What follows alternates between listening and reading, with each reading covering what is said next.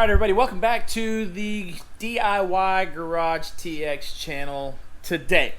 So, got a lot of race car progress going on back here, but that's not what this video is about. In this particular video, we're going to actually talk about a couple of tools that I picked up this week. And whenever I run across something that's just really cool for somebody that works in the garage, a lot like me, I kind of like to share that stuff. So that is what we're going to do today. Also, we are recording with a little bit different setup, so hopefully it sounds pretty good. Video quality, all that good stuff. So, let me get this mess cleaned up. Just like that. I got it clean. Now, this particular tool is about as cool as they can get for people like me that work on their car a lot. Especially when you're in the garage and you need light inside, you need light in a certain place, you just need light in general. So I'm going to grab that real quick and I'm going to lay it out here on the table and explain to you how it works. I think you're going to like this one. Alright, so check it out. This is all from Amazon, and I'm going to put links in the description below just so everybody can see it. So it's called ZAMP Solar LED Lighting.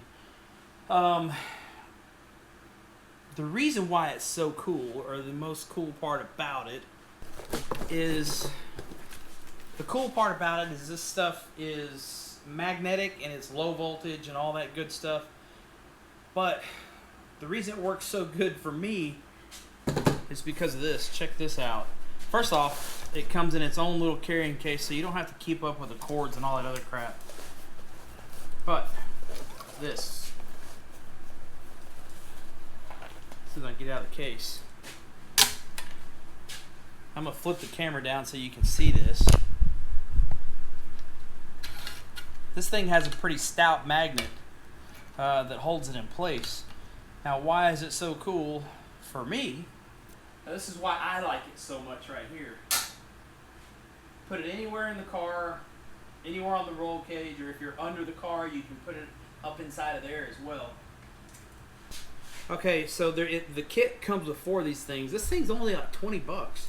So I'm going to hook all these up in the car and plug it in. I'll show you what it looks like, because it's cool. Okay, so I got all the lights strung up and I'm ready to plug them in. Now, after unraveling all this stuff, there's a bunch of different ways you can hook this up. It looks like the lights can be daisy chained, as in you plug one light into the other light, into the other light, and so on. Or they come with these Y fittings where you can plug 3 lights into one cord. But the kit comes with 4 lights, so I ended up daisy chaining one of the lights onto the back of another. So we're going to see if it works. So as I started to say, it comes with several different ways to hook it up. Little battery cables and a cigarette lighter adapter, which is for this piece right here, or you plug this straight into the cigarette lighter. Extension cords, a few Ys, a few switches also, so it looks like you can turn them off and on individually. And I have a couple of the switches in right now, so there is a couple of them on, it looks like. Oh, actually they're all on, it's just tilted away. Okay, so real quick, I'll give you a bird's eye view of what it looks like with the lights off and when the lights are on. And this is probably the best thing I've done for this in a while. Alright, gets kind of dark. And let there be light. So these are very handy, and I think I'm actually going to get another set of these to take with me to the track, because this is, well, like I said, really handy. Alright, on to the next part of this. Alright, now these dudes aren't for the faint of heart or the budget-oriented group. I'll tell you that's for sure. Some of you may already know what these are just by looking at them. But these are the ever so special crimp connectors for the Deutsch, whatever pins. And the ones that are also used on the Amphenol style connectors and whatnot. So, super badass tool, also super expensive. The name brand pliers, not these, but the name brand ones are $300. These dudes were $200 and seems to have had equally impressive reviews. If you plan on doing some serious race car wiring using the Amphenol style connectors, kind of connectors that go through the firewall where you screw the two halves together, these are the kinds of crimpers that you're going to need. Again, not for the budget oriented or anything like that, but they are $100 cheaper than the name brand and they do work well. To go along with those, inevitably you will put the pin in the wrong hole. That's what she said.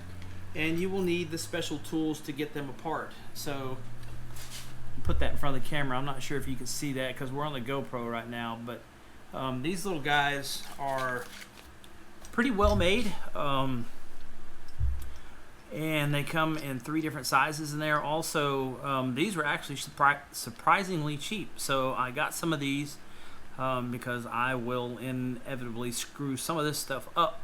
So I'll put links for that stuff down below. I just want to show you guys some of this stuff because I know there's some guys out there like myself who won't buy tools, or who will buy tools, I should say, that are based on the experiences of others. So the lights, that's a big thing for me. Working inside the car, you don't want a bunch of junk in your way. You don't want to deal with batteries and rechargeable stuff. So for $20, I don't think you can go wrong, and I think you can still see that stuff out of the corner there. So anyways, check out those 3 tools. I'm not sponsored, not getting paid, nothing like that. These are just some things that I found that a buddy of mine told me about. So here I am telling you guys about it, and maybe it'll help somebody out. So now for the cool part, I'm going to grab the camera. We're going to take a quick tour of the car and show you what I got done this week. And I think the next video you're going to see is going to be a startup video. So let's check it out. Okay, so I got the throttle body off of it right now because I pulled the cam sync out and I wanted to check the bronze gear on it, make sure it didn't have a bunch of wear, because I found some metal in the oil, which I really wasn't excited about. But it is a brand new engine and it only has dyno pulls on it, so we're gonna chalk it up as just break-in oriented stuff. So there you see the MagnaFuel fuel pressure regulator that is going to be for the methanol injection, which is going to connect here and here. And then let's see what else. No big changes on the wiring really. This is kind of where we sit at, and I was holding out waiting for those crimpers to come in that I just showed you there. And I think that's pretty much it for the top side of the car. The cool stuff is underneath. Let's go over here and check it out. Okay, so one of the additions is the fancy light on the GoPro and a digital microphone, so we're going to see how good this stuff works. But I want to show you what we got done under here. Okay, so we got the big primary fuel pump, or I'm sorry, the big secondary fuel pump that comes on under a certain amount of boost, high demand, whatever.